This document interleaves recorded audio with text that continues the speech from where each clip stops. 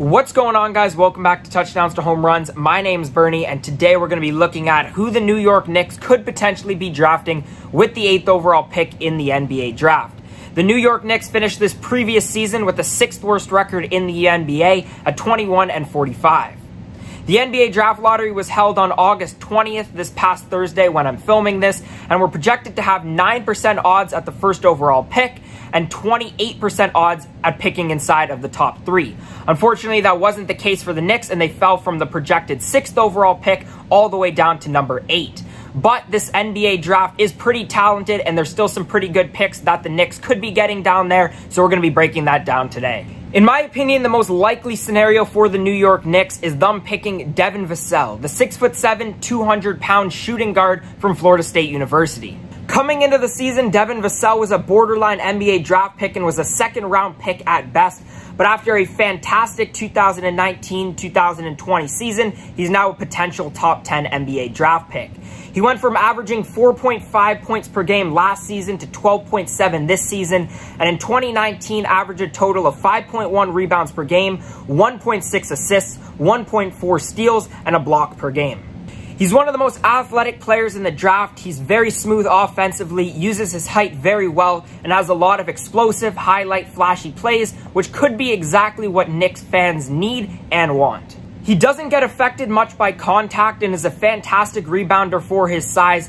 And the only concern here with this pick would be that we've never seen him in big games. Florida State did make the March Madness this year, but last year he only played about 25% of games, and he increased his minutes from about 11 to about 28 this season. And unfortunately, with the March Madness being canceled and also the conference championships, we've never gotten to see Vassell in really big games, but I still think this is a very good pick for the New York Knicks. The next potential draft pick for the New York Knicks is Tyrese Halliburton. Haliburton is a 6'5", 185-pound point guard from Iowa State.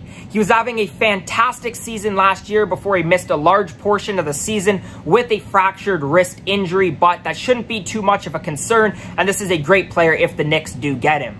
In 2019, he averaged 15.2 points per game, which is more than double that he did in the previous season. He also had 5.9 rebounds per game, 6.5 assists, and 2.5 steals. Right now, he's getting comparisons to Lonzo Ball because he is sort of that all-around point guard type. He does need more of an up-tempo offense in order to be successful, but in the past we've seen Iowa State use an NBA-level floor spacing scheme, so in terms of that, he could be very transitional into an NBA offense. The final draft possibility we're going to be going over today for the Knicks is Deni Avidja. Deni Avidja is a 6'8", 210-pound small forward from Israel. There are some people who think Avidja could be taken as high as number 3 or 4 in the upcoming NBA draft. But there's also some mock drafts, including NBADraft.net, that have him falling down all the way to 8 and to the Knicks.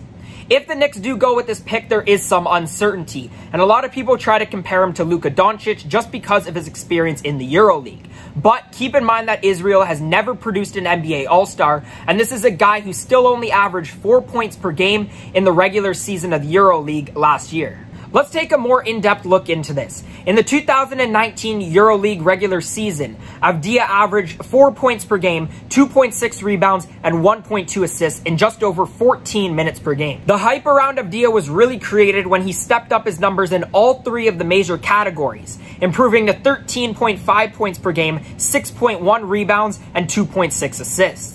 He has good size at small forward, he has a good feel for the game, and he has a high basketball IQ. He's played good competition previously in the EuroLeague and is a creative passer who can finish plays. He's a good rebounder and a versatile defender, and although I think that this is a little bit of a risky pick, I do think that if he ends up falling down to the Knicks, this is probably who the Knicks take, except in my opinion, he probably gets taken a bit earlier than the 8th pick.